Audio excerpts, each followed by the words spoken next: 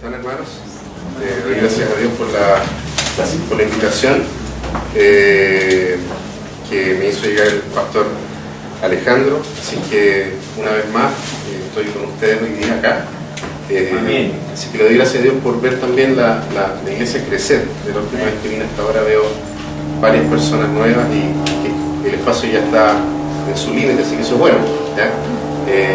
Nos ayuda también a las demás iglesias que estamos trabajando en Santiago a poder también fortalecernos en el Señor y poder rogarle a Él que realmente sea Él moviendo los corazones de la gente hacia donde Él quiere colocar y plantar nuevas iglesias en nuestra ciudad, en nuestro país y también en el resto del mundo. Así que le doy gracias a Dios por la invitación. Bien, primeras cosas o algunos asuntos preliminares antes de poder profundizar en este texto y en el libro de los Hechos.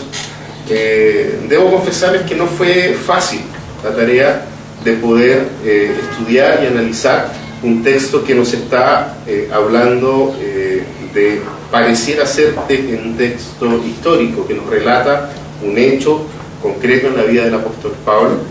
Él había sido, ¿cierto?, preso por causa de predicar y por causa de hablar de Jesucristo. Entonces a él lo tenían ahí ante el concilio. Se forma todo un problema, si nosotros leemos los versículos anteriores, todo un problema respecto de qué es lo que iban a hacer con él, y Pablo lanza una frase maravillosa. Él dice: cuidado, yo soy ciudadano romano. Dice, para las antenas varios ahí romanos dijeron: oh, no podemos hacerle nada, tenemos que protegerlo, ciudadano nuestro, ciudadano romano. Y es interesante ver cómo el apóstol Pablo utiliza tanto su ciudadanía romana como judía para poder continuar con su trabajo, con lo que a él le habían encomendado hacer. Eso lo podemos ver en todo el relato entre el capítulo 21 al 24. Podemos nosotros tomar una idea general de este texto. Ahora, lo curioso de este texto, hay algunas cosas que a mí me llamaron bastante la atención. Son, por ejemplo, que es primera vez que se menciona a la familia del apóstol Pablo. Se menciona un sobrino de él apareciendo por ahí, el hijo de su hermana. Otra cosa que me llama la atención es cuántas veces Lucas coloca ahí que estos hombres habían hecho un juramento. Lo menciona 3 veces más una cuarta cuando se presenta justamente el sobrino de Pablo. Este juramento de no comer nada bajo maldición a aquel que rompiera este trato entre ellos. Probablemente se quedaron esperando y se murieron esperando matar a Pablo. Finalmente sabemos que Pablo fue uno de los mártires de la fe, pero la Biblia en esa parte no nos muestra que ellos hayan podido cumplir con su objetivo, y eso es bastante interesante también, sobre todo porque lo destaca tantas veces el autor del libro de los Hechos. Hasta me dio para pensar de que Lucas estaba riendo un poco de esta situación. Vean lo que sucede frente a una mentalidad dura, frente a una mentalidad de personas que quieren generar daño a la obra de Dios y no pudieron hacer lo que ellos tenían planificado. Ahora, otra cosa que me llama la atención a mí es justamente cómo Pablo comienza a utilizar estas dos ciudadanías o esta doble nacionalidad, ¿ya? El apóstol Pablo, como buen soldado, un estratega, y los que trabajan tanto en marketing como también en el área de la defensa nacional, saben muy bien que las estrategias son claves para poder lograr los objetivos. En el área del marketing, que la conozco bastante bien, sabemos de que una buena estrategia bien desarrollada y bien llevada a nosotros nos va a dar la capacidad de poder lograr los objetivos, y si se presentan problemas entre medio de nuestro trayecto del objetivo que queremos alcanzar, ser también lo suficientemente abiertos de mente, capaces de poder tomar incluso los problemas que se nos podemos enfrentar para poder utilizar eso, de esas amenazas, como una oportunidad para poder cumplir con el objetivo que trazamos desde un comienzo. Y eso es lo que estamos viendo nosotros un poco acá con el apóstol Pablo. Una de las primeras cosas que hice luego de leer este texto, que como les dije no me fue muy fácil poder encontrar la riqueza del texto. Fácilmente podríamos decirlo, esta es una linda historia de cómo Pablo es llevado de un lugar a otro, ¿ya? Pero sabemos que la Biblia tiene algo más que decirnos, hay una profundidad a la cual tenemos que llegar. Y una de las cosas que realicé fue, no sé si ustedes han entrado en por internet para tratar de hacer nubes de conceptos. Es bien interesante poder generar esto. Ustedes googlean nube de conceptos, meten algún concepto ahí, es interesante cómo este concepto central se asocia con otras cosas. Y el resultado fue esta nube de conceptos que están ahí y que llaman la atención algunas palabras que son las más grandes que están puestas en ese lugar. Se fijan, está la palabra derecho entre una de las más destacadas. Está también la palabra humano, libertad, hombre, política, vida. Son las palabras que más destacan en esta nube de conceptos. ¿Y por qué la muestro antes de comenzar? Porque creo de que nuestra sociedad comprende y entiende bastante bien lo que queremos decir cuando hablamos sobre ciudadanía, cuando hablamos sobre qué es lo que significa ser un ciudadano y todo lo que eso conlleva. Por un lado, beneficios, y por otro lado también deberes. Este 17 no se quede en su casa sentado porque no le gusta ningún candidato. Nosotros tenemos un deber también social como ciudadanos de este país. Tenemos que estar orando mucho para poder pedirle a Dios que nos guíe sobre quién vamos a colocar nuestro voto. Tenemos tanto derechos como también responsabilidades con el país en el cual Dios nos ha colocado. Y es interesante ver cómo desde la Escritura nosotros podemos ver de que efectivamente el apóstol Pablo está ejerciendo sus derechos en base a qué, a su ciudadanía. ¿Para qué? Para poder continuar con la lucha en la cual estaba la iglesia naciente, o la iglesia primitiva, como se le conoce muchas veces a la iglesia del libro de los Hechos. Y estas cosas están muy relacionadas entre sí. Por un lado, nosotros tenemos la idea y el concepto de una iglesia naciente que estaba siendo perseguida. En el capítulo 4 del libro de Hechos nosotros vemos cómo se moviliza la iglesia, cómo Dios utiliza la persecución a la iglesia para poder lograr el objetivo de expandirse, de salir desde Jerusalén, Judea, Samaria y hasta lo último de la tierra, que fueron las palabras y la indicación de Jesucristo. Por lo tanto, nosotros tenemos una iglesia que necesita, una comunidad que necesita cumplir con los objetivos de lucha que fueron trazados por el Maestro, por Jesucristo. Y por otro lado, nosotros vamos viendo en la Escritura cómo este proceso se engancha con distintas cosas políticas, sociales, económicas. Y es interesante ver cómo Dios va sumando al cuerpo de Cristo tanto personas que tienen dinero para poder sostener la iglesia, que avanza, que lucha, que sigue creciendo, para poder enviar misioneros a otros lugares. La iglesia se va forjando de personas que tienen los recursos, como también se van uniendo personas que no los tenían, y a los cuales nos lleva inmediatamente a pensar en la práctica de la piedad y de la justicia social que el pueblo de Dios cumple y tendremos que cumplir hasta que Cristo vuelva. Por lo tanto, los conceptos de ciudadanía y lucha de un grupo y lucha del pueblo de Dios tienen mucho que ver, porque esta comunidad que persevera necesariamente lucha, y va a luchar hoy, luchó ayer y va a luchar mañana.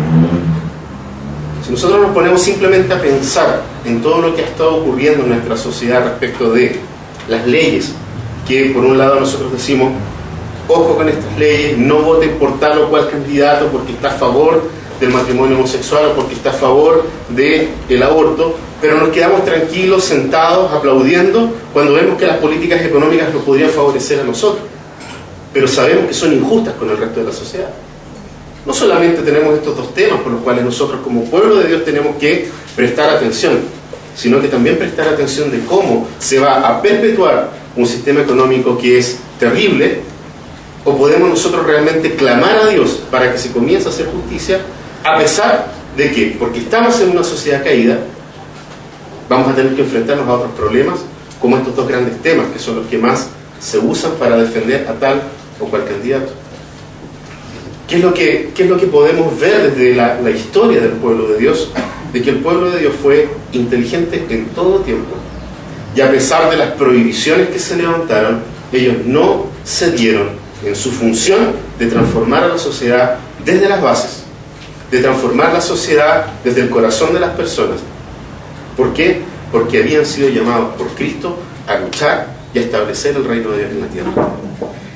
Esa es la base en la cual Pablo está en este momento siendo perseguido por anunciar el Evangelio, por anunciar el reino de Dios y por llevar la luz de Cristo, no solamente a los lugares en donde comienza la iglesia a forjarse, sino que también en el llamado del apóstol Pablo principalmente a llevar la palabra de Dios a todas las naciones. Es interesante ver al apóstol Pablo en esto, y por eso quería mostrarles esta nube de ideas que nos va mostrando una serie de palabras y conceptos que nos enseñan un poco a comprender el concepto de ciudadanía y cómo esto está asociado con nuestros deberes y derechos como ciudadanos en medio de nuestro país, y cómo eso lo podemos linkear con la palabra de Dios. Ahora, otra de las cosas que nosotros con estas cosas en mente podemos comenzar a observar es que esta comunidad que persevera lucha contra los adversarios. Alguien podría decir, bueno, ¿y dónde vemos la lucha en estos versículos?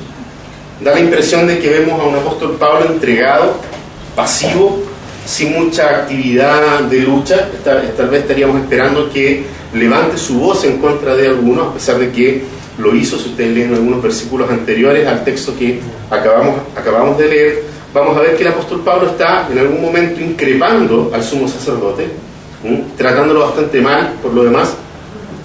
Y hay algunos comentaristas que están divididos respecto de si Pablo lo dijo como una ironía cuando él dice, oh, no sabía que era sumo sacerdote, y les lanza un versículo del Antiguo Testamento diciéndole, está escrito en la palabra que no debemos nosotros confrontar a nuestras autoridades.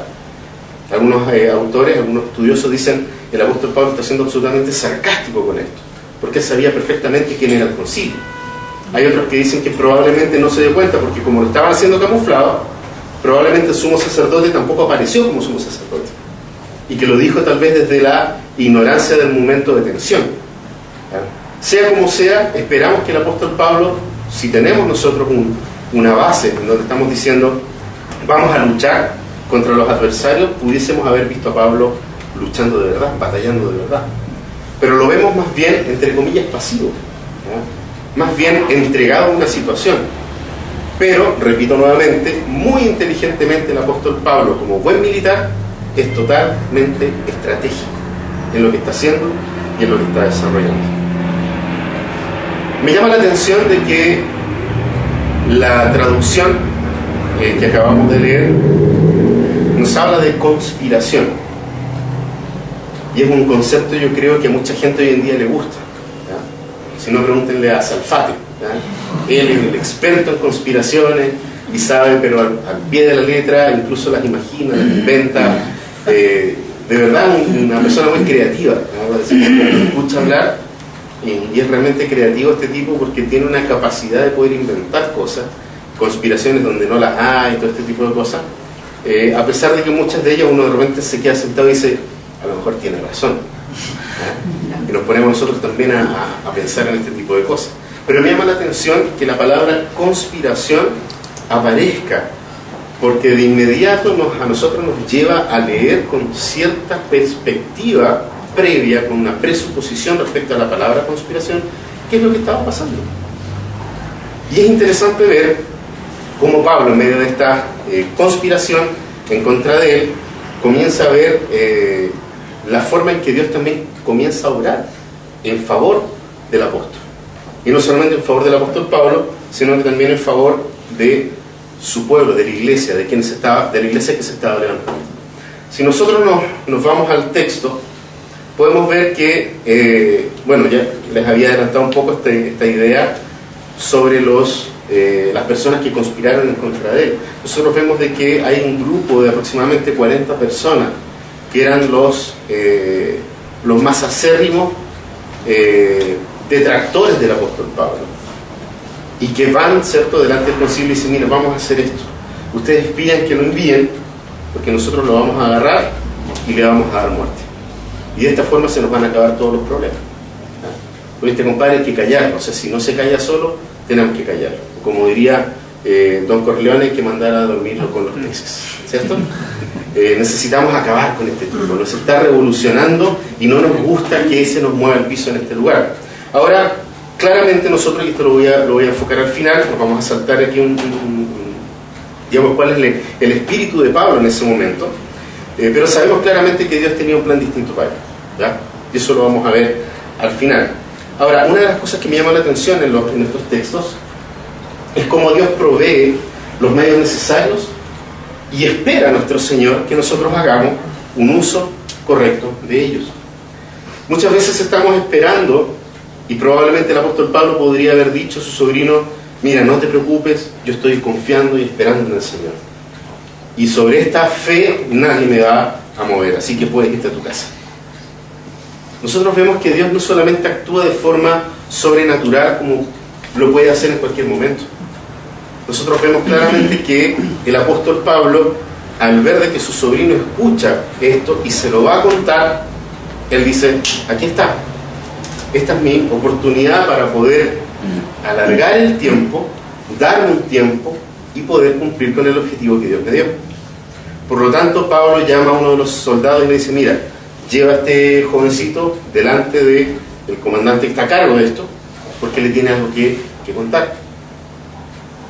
Pablo no es ningún torpe en esto. El apóstol Pablo no solamente vio el actuar de Dios de manera sobrenatural, sino que lo ve en las cosas más comunes, corrientes y normales del día a día. Y es interesante que para el apóstol Pablo, en ese sentido, su concepto de lucha, pese a esta conspiración en su contra, no significaba necesariamente tener que formar él una conspiración para poder atacar a los que querían hacerle daño a él. Por lo tanto, nosotros podemos ver al apóstol Pablo que por un lado él está usando la aparición de su sobrino, que es algo totalmente normal, a él lo tenían preso, lo fueron a visitar como cualquier preso, pero el apóstol Pablo inmediatamente usa esto como una forma, una parte de su estrategia para poder cumplir con este objetivo que Dios le dio. El apóstol Pablo no se queda de brazos cruzados, sino que inmediatamente comienza a actuar en base a lo que Dios le estaba dando en ese momento. Aparece esta persona y el apóstol Pablo le entrega entonces esta misión, y eso no significa de que él no esté confiando en el Señor. Es interesante ver cómo el apóstol Pablo está totalmente tranquilo, porque no le dice a tu sobrino: mira, cuéntale esto al encargado de esta prisión, pero también por otro lado anda donde los otros y cuéntales para que armen un grupo de más de 40 y podamos nosotros también ir en contra de él. Por un lado vemos que Pablo está tranquilo, pero no necesariamente estamos diciendo de que Pablo esté no confiando en Dios. Pablo está confiando plenamente y ve esta oportunidad como de parte de Dios. Ahora, ¿cómo nosotros podemos ver esto en nuestras vidas? Muchas veces nos quedamos nosotros con esta idea de que Dios va a hacer y va a desarrollar su obra perfecta porque Él es soberano. Y nos quedamos de brazos cruzados esperando que Dios haga alguna cosa. Y muchas veces por quedarnos en esa condición no nos estamos dando cuenta de cómo Dios está entregándonos una batería de oportunidades para desarrollar y hablándonos de distintas formas. ¿De qué manera, Señor, puedo hacerlo? A veces somos como Gedeón en ese sentido. Decimos: Señor, pero confírmame. Y voy a colocar un vellón y que amanezca mojado y todo lo demás seco, y ocurre, y después decimos: ya, pero ahora una doble confirmación, que esté todo mojado y el vellón esté seco, cuando ya había sido dada la palabra de Dios a Gedeón: lucha, batalla, enfréntate. Entonces, tenemos que ser más abiertos de mente para poder ver cómo Dios nos está guiando a cumplir con su voluntad. Él es soberano, lo creemos, que Él es el dueño de todas las cosas, pero siempre nos está mostrando y alertando a nosotros, su pueblo, su iglesia, a de qué manera nosotros podemos usar lo que está en nuestro entorno para poder cumplir con los objetivos que Él nos da. Y eso Pablo lo hace de manera maravillosa, y como buena estratega yo lo condecoro, le pongo una medalla aquí al lado del apóstol Pablo diciéndole: compadre, te pasaste en estrategia, tienes un 7. El apóstol Pablo entonces aprueba esta primera prueba, valga la redundancia. Segunda cosa, Pablo se hallaba siguiendo en todo este asunto la voluntad de Dios. Nosotros podemos verlo en el versículo 23 y 24. Si ustedes van ahí a su Biblia, dice: entonces el comandante llamó a 2 de sus centuriones y les ordenó: alisten un destacamento de 200 soldados de infantería, 70 de caballería y 200 lanceros para que vayan a Cesarea esta noche a las 9 y preparen cabalgaduras para llevar a Pablo sano y salvo al gobernador Félix. ¿Contaron la cantidad de gente que protegió a Pablo? ¿Ah? Vamos viendo. Un destacamento de 200 soldados, 70 de caballería y 200 lanceros. 470 personas estaban protegiendo al apóstol Pablo. Sus contrarios eran 40.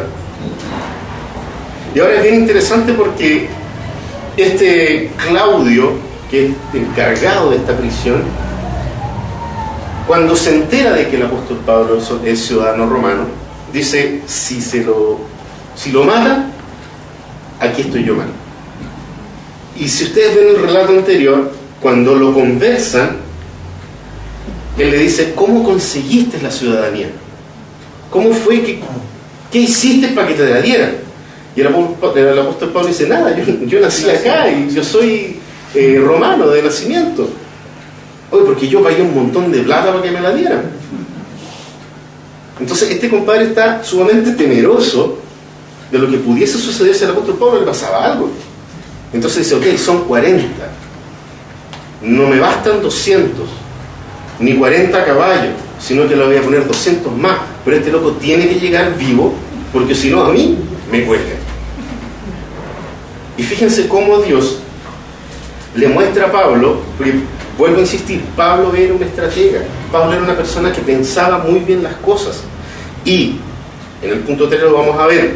Como él tenía una misión que cumplir, Pablo sabía que Cesarea era el lugar en donde los gobernadores estaban, y que como no lo iban a poder enjuiciar ahí, lo iban a terminar mandando a Roma. El apóstol Pablo se hallaba en esta situación siguiendo completamente la voluntad de Dios. Es interesante ver cómo la vida del apóstol Pablo corría peligro. Y personalmente, cuando leía el texto, había varias frases que me hacían recordar el enjuiciamiento de Jesucristo. Este hombre no tiene nada de lo cual le puedan acusar. Necesariamente en mi cabeza yo hacía una conexión con la historia de Cristo. Había algo ahí detrás del texto que me mostraba cómo se cumplía de una u otra manera esto que la Biblia nos dice, que aquel que me sigue, tome su cruz también y sígame. El que quiere ir en pos de mí, que tome su cruz y me siga. Y es interesante ver, hay palabras que son exactamente las mismas que se utilizaron en la condenación de Jesucristo. Cuando Pilato dice: este hombre no tiene nada, ¿de qué lo acusan? Es más o menos lo mismo que está pasando acá. Del apóstol Pablo también dice lo mismo. ¿Pero de qué lo acusan? No, que unas leyes nuestras, y este hombre dice cosas que están mal y todo. Ok, cálmense un poco, lo vamos a meter preso para que luego lo podamos enjuiciar como un ciudadano romano. Y no nos olvidemos que entre medio, el apóstol Pablo, cuando se genera de nuevo una batahola con el consejo del pueblo de Israel, él les dice: hermanos, yo soy judío, soy fariseo de los fariseos. Pablo probablemente les dijo: oye, si hubo algo que me hizo perseguir a la iglesia, fue justamente el hecho de que yo también soy fariseo. Y como Pablo sabía que habían fariseos y saduceos tratando de atacarlo, le lanza una ¿para qué? Ahí está de nuevo la lucha de Pablo, muy inteligente. Les lanza una frase con la cual les desarma la escritura a ellos. ¿Por qué? Porque les dice: y creo en la resurrección de los muertos. Y con eso los desarma, porque los saduceos no lo creían. Entonces, oye, este compadre, ¿cómo? Y se ponen a pelear entre ellos, y Pablo gana tiempo. Pablo es muy inteligente en esto. Pablo está totalmente cumpliendo la voluntad de Dios, a pesar de que pudiéramos decir de que el apóstol Pablo no está luchando, pero lo está haciendo. Y lo está haciendo de forma muy inteligente, lo está haciendo de una forma sagaz, lo está haciendo de una forma admirable. porque realmente el apóstol Pablo en esto se peinó como uno de los mejores estrategas militares que pudo haber existido. En vano no fue uno de los mejores soldados romanos que hubo también en ese momento, porque sirvió a Roma, más bien dicho. Pero es interesante ver cómo el apóstol Pablo se lleva siguiendo en todo esto la voluntad de nuestro Señor. Ahora, para poder comprender también, nos da la impresión de que el relato queda ahí en el aire, ¿ya? O sea, inmediatamente nos da la voluntad de poder querer seguir leyendo qué es lo que sucede con Pablo después. Podríamos escribir un guión de una película con esto que le está sucediendo al apóstol Pablo. Pero yo quiero que podamos ir hasta el versículo 11 del mismo capítulo 23. En Hechos 23:11, que es un versículo antes de lo que nosotros leímos recién, está, a mi parecer, el fundamento y la base que el apóstol Pablo sigue, que tiene en mente, que tiene en su corazón y que le da la fuerza para poder enfrentar en esta lucha inteligente lo que estaba sucediendo. Dice: a la noche siguiente el Señor se le apareció a Pablo. El Señor se le apareció al apóstol Pablo y le dijo: ánimo, así como has dado testimonio de mí en Jerusalén, es necesario que lo des también en Roma. El ánimo de Pablo está en estas palabras de Jesucristo hacia él. El ánimo del apóstol Pablo se basa en lo que Cristo le dice, en cómo Cristo lo anima, porque el Señor tenía realmente un plan diferente para Pablo. El plan de Dios era que Pablo llegase a predicar a Roma. Por lo tanto, podrían haberse levantado 1000 en contra de él, y el Señor iba a utilizar la ciudadanía del apóstol Pablo como romano para protegerlo y llevarlo hasta Roma para que él pueda seguir anunciando el Evangelio de Jesucristo. El apóstol Pablo se sienta, piensa, analiza, ora, está en comunión con Dios. Dios le habla, le dice: Pablo, yo te voy a llevar a Roma. Allá tienes que llegar, allá vas a estar. Y Pablo inmediatamente se arma todo este esquema. Ok, ¿qué es lo que hago aquí? ¿Qué es lo que puedo hacer? Aparece el sobrino, le cuenta de la conspiración. Aquí está, me tienen que llevar a Cesarea, y de Cesarea necesariamente me van a llevar a Roma. Entonces este es el camino que Dios me está mostrando. A pesar de la dificultad, Dios está cumpliendo su obra y su voluntad en mi vida. Por lo tanto, me imagino yo al apóstol Pablo dentro de todo lo que se podía, así como está la hermana con el abanico. Esperemos que el Señor haga su trabajo, porque yo estoy haciendo el mío, estoy haciendo cumplir las cosas que Dios me dio a entender, siendo ciudadano romano, siendo ciudadano judío, siendo judío entre estas personas. El apóstol Pablo finalmente se da cuenta de que el Señor puede obrar entonces su voluntad en las cosas naturales y en las cosas sobrenaturales. No hay diferencia, no hay ninguna diferencia. El Señor, nuestro Dios, se sigue moviendo, y hoy en día muchas personas corren por detrás de lo sobrenatural, y algunos decimos: no veamos esas cosas, veamos solamente los procesos naturales. Para Dios le da lo mismo. Dios no tiene límites naturales o sobrenaturales. Es más, cuando Dios actúa para nosotros sobrenatural, es lo natural de Él. Él es un Dios que está por sobre lo natural. Por lo tanto, no nos extrañemos cuando Dios nos coloca en nuestro entorno situaciones en las cuales nosotros decimos: ok, ¿y ahora qué hago? Tal vez es la misma voz de Dios diciendo a Moisés: yo te dije, avanza. ¿Por qué te devuelves a preguntarme si yo te dije, avanza, camina? Yo voy a abrir los caminos para ti, voy a derribar las puertas, voy a echar abajo los muros. Tú, mi iglesia, avanza. Por lo tanto, hermanos, no nos asustemos de las leyes que se puedan levantar, leyes en contra de nuestro ideal ético y moral, porque sea como sea, el Señor nos puede colocar a prueba. ¿Para qué? Para purificar a su iglesia. Jamás nos olvidemos de que en los últimos tiempos Dios va a meter a su iglesia en un spa, donde la van a hacer bajar de peso, donde la van a embellecer para el día en que Él glorifique a su iglesia, a su esposa, y se encuentre en la presencia de Él con Él. Y puedan entonces nosotros celebrar las bodas del Cordero en esta promesa preciosa que Dios nos da, de que Él va a estar con nosotros hasta el fin del tiempo. Por último, no puedo yo dejar de mostrar esta relación que les hablaba respecto de Jesucristo.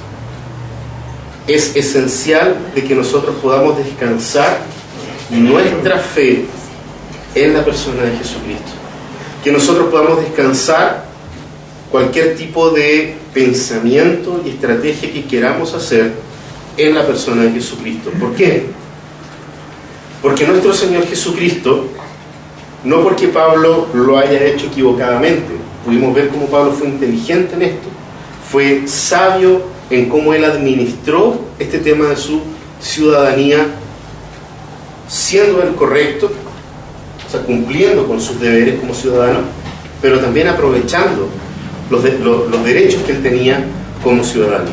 Pero en el caso de Cristo, siendo Dios mismo, él no se aferró a su, comillas, ciudadanía, a lo que él era. Nuestro Señor Jesucristo se entregó voluntariamente por nosotros. En la cruz él pudo haber llamado a los ángeles para que lo saquen de esa condición, pero no lo quiso hacer por amor a ti y a mí. ¿Para qué? Para librarnos de la ira de Dios, porque alguien tenía que pagar el precio que nos distanciaba con nuestro Señor. Pero Dios, o sea, Jesucristo, siendo Dios, no apela a eso. No apela a su, comillas, ciudadanía, como estaba diciendo, sino que va y dice: a mí nadie me mata, sino que yo me entrego para que me maten, para poder derramar mi sangre por ti, por quienes amo, por los que desde antes de la fundación del mundo mi Padre también amó, y el que Dios me dio, nadie me lo quita. Por eso yo hoy día me entrego voluntariamente, me quedo en silencio, no apelo a nada de lo que podría apelar, por amor a los que mi Padre amaba desde el principio. Segunda cosa, por medio de su muerte y de su resurrección, nos regaló el derecho de ser hechos hijos de Dios, ciudadanos de la Jerusalén eterna. En este acto de desprendimiento de su propia vida, para poder pagar, porque alguien tenía que morir, para poder pagar el precio de mi pecado, de tu pecado, Jesucristo no solamente muere para cumplir con eso, sino que a su vez nos da a nosotros la adopción al pueblo de Dios, al pueblo amado de nuestro Señor. Él nos adopta, inmediatamente nos pone su apellido. Nosotros pasamos a ser parte, pasamos a ser ciudadanos de esta Jerusalén eterna, con quien vamos a vivir, en donde vamos a vivir con nuestro Dios para siempre. Es parte de los resultados del sacrificio de Cristo en la cruz. O sea, la estrategia de Dios en este aspecto es inmensamente superior a cualquier estrategia que Pablo pudo haber pensado. Pablo está simplemente apuntando a un asunto especial y específico: yo necesito llegar a Roma. Nuestro Señor Jesucristo se entregó por completo, derramó hasta su última gota de sangre para poder a nosotros darnos la ciudadanía eterna, poder ser llamados hijos de Dios, porque ni tú ni yo lo podíamos hacer mediante ningún tipo de buenas obras, ni de sacrificios, ni de nada. Era imposible. Dios no iba a mirar nuestras buenas obras. Dios necesitaba un hombre perfecto como Jesucristo.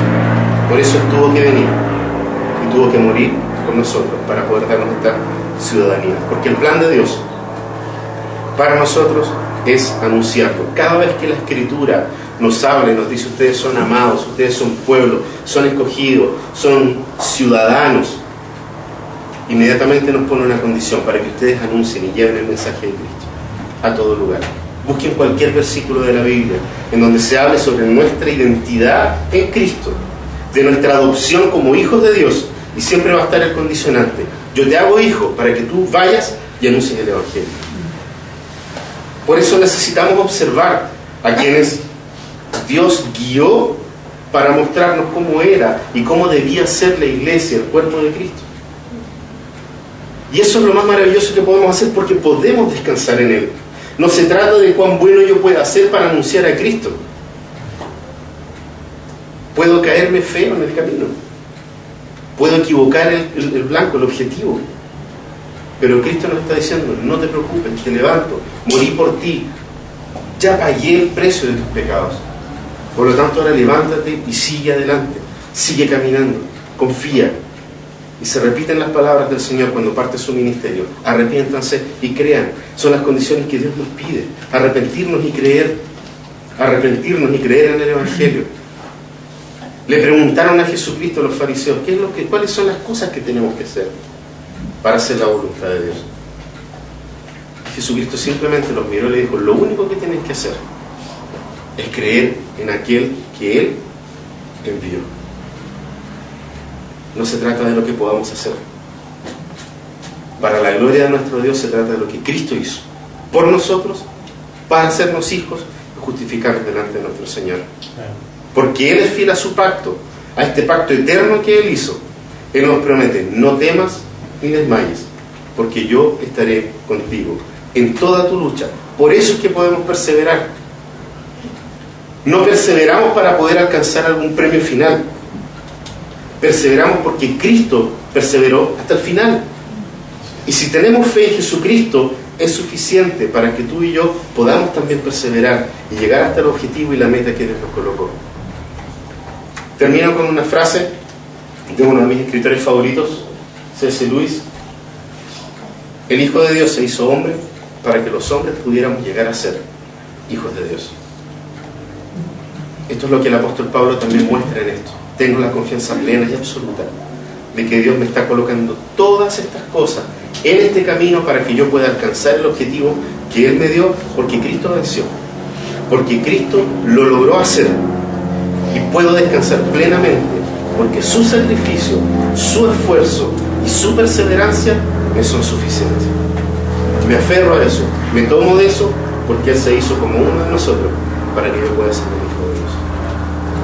Hermanos, el Señor nos está mostrando una vez más su gracia, su misericordia, y que el Evangelio es una verdad simple, sencilla, pero absolutamente radical para nosotros en nuestros días. No se preocupe, hermano, con quién va a salir presidente. No se preocupe con las leyes que vayan a aprobar o desaprobar en el Congreso. Nuestro Señor es suficiente para su pueblo. No dejemos de buscarle, no dejemos de vivir en santidad. ¿Y cómo así? Confiando en la obra santa de Cristo en la cruz. Porque a pesar de que nos caigamos, el Señor nos levanta. Porque la promesa la hizo Él y el pacto lo selló Él en la cruz. Descansemos en Él, confiemos en nuestro Señor, y de esa manera vamos a ser una comunidad que persevera y que lucha, porque descansamos en Él. Oremos, hermano. Padre Celestial, te damos tantas gracias, Señor, porque de verdad no se trata de nosotros, se trata de la obra perfecta de tu Hijo Jesucristo en la cruz. Gracias, Dios, porque tu palabra nos muestra cómo podemos también confiar en ti, y confiar no solamente en que tú vas a actuar de una manera sobrenatural, sino que vas a actuar de la forma más natural posible. Dios, enséñanos a involucrarnos con nuestra sociedad, a involucrarnos en los procesos, a descubrir cuáles son los dones y talentos que tú nos has dado, para que podamos nosotros, Señor amado, devolvértelos a ti, para poder, Señor amado, usarlos en la proclamación del reino de los cielos. Padre Celestial, gracias porque en esta congregación, en esta iglesia, hay de todo tipo de personas, Señor. Y cada uno de ellos, Señor amado, ha sido llamado en el lugar en donde está puesto por ti para anunciar quién tú eres, para poder llevar el Evangelio a otras personas, Señor. Sosténnos, Señor. Confiamos en que nos vas a sostener, porque así como el apóstol Pablo descansó pensando siempre estratégicamente, no dejando de confiar en ti, pero descansó, Señor amado, en las leyes terrenales para poder cumplir el objetivo celestial que tú le habías dado. Gracias, Dios amado, porque en Cristo podemos tener esa confianza que tuvo el apóstol Pablo y se puede hacer real en mi vida hoy, en cualquier dificultad que yo esté pasando. Ayúdanos a mirarte a ti y dejar de mirarnos a nosotros mismos. Bendito eres, Señor amado. Te agradecemos todos en el nombre de Cristo Jesús. Amén. Amén.